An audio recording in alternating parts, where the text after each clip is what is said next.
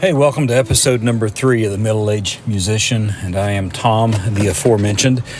Actually on the road tonight, headed to a gig, and wanted to take a moment to do this episode as I've had a couple of people come into my life lately who are really struggling with discouragement and feeling just almost disillusioned from the music industry, as if they really have nothing to contribute any longer.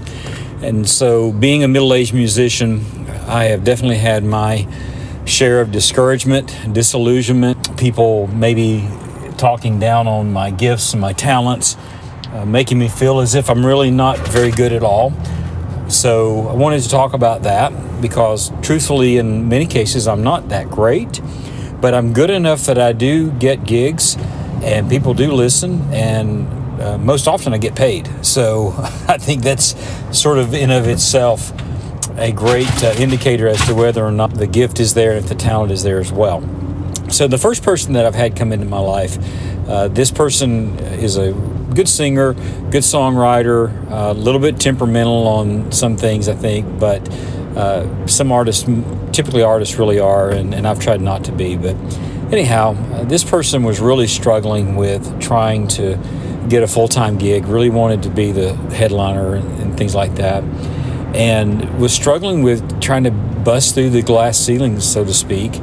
So was working a lot of gigs in Nashville and had gotten on a couple of tours with like Pam Tillis and some others, but just couldn't seem to get her own break. So I was having lunch with her and just said, look, you spend the rest of your life trying to make it in the music industry, and if you don't really like quote unquote make it, but you can at least make a living, at least you've got that to hang your hat on, and at least you're working towards something that you enjoy, as opposed to going in and doing a job that you can't stand every day and still just so you can make a living.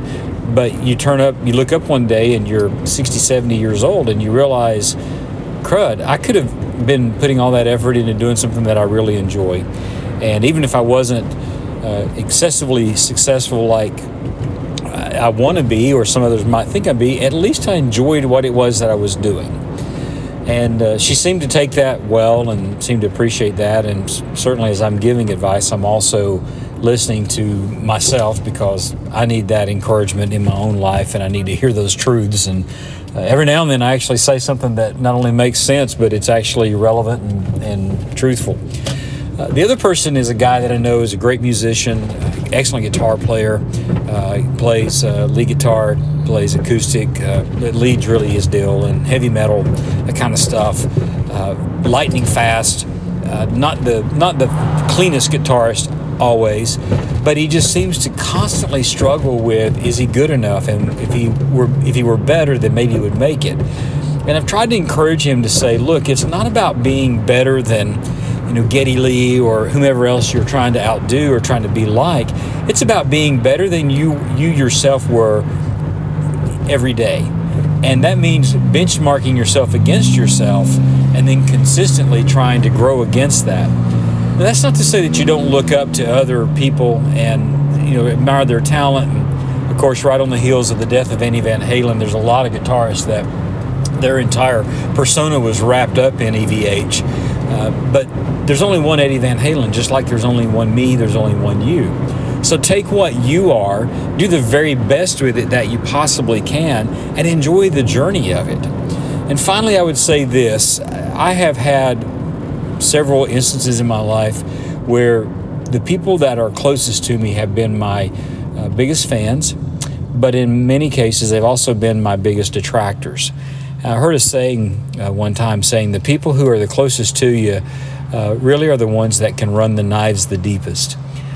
That is tough, and I would also challenge you to challenge them.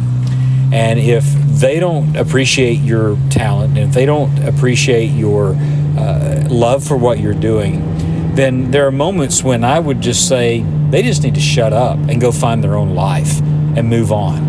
Now, if they are giving you constructive criticism in a loving manner, that's a whole different conversation.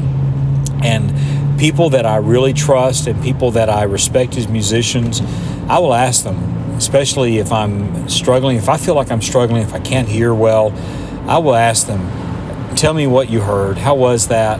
What do I need to work on? Am I flat? Did my guitar sound like it was EQ'd right?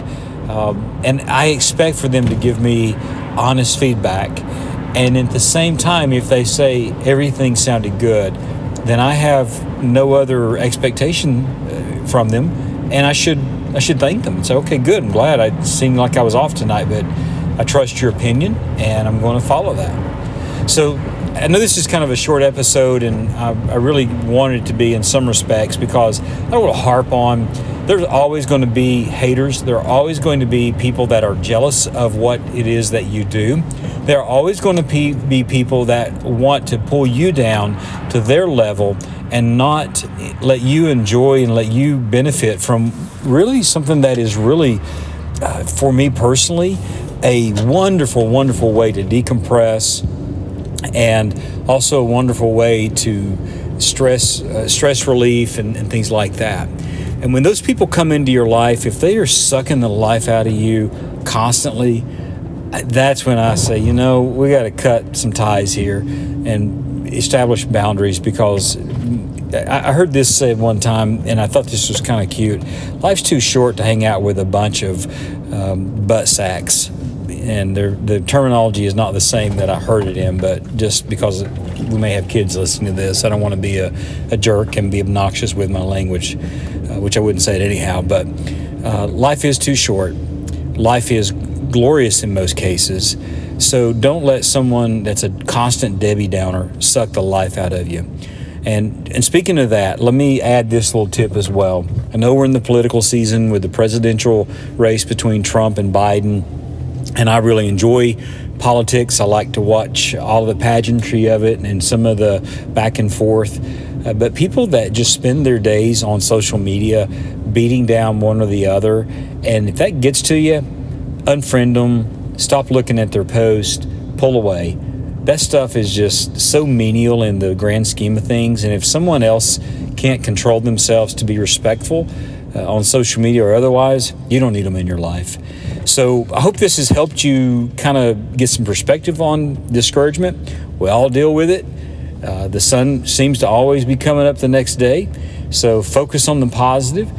Think about all the good times you've had, especially in music.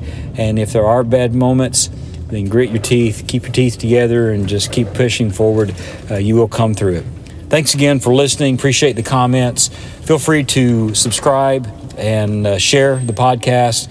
As I understand how these things work, that's how you get more listeners, and definitely would like to have that. The website is still under construction, just haven't had the time to put on it, but hopefully we'll get that done pretty soon. And then I am now arrived at the place I'm going to be staying tonight, and then get up in the morning and go do the gig. So thanks for riding along with me. Bye now.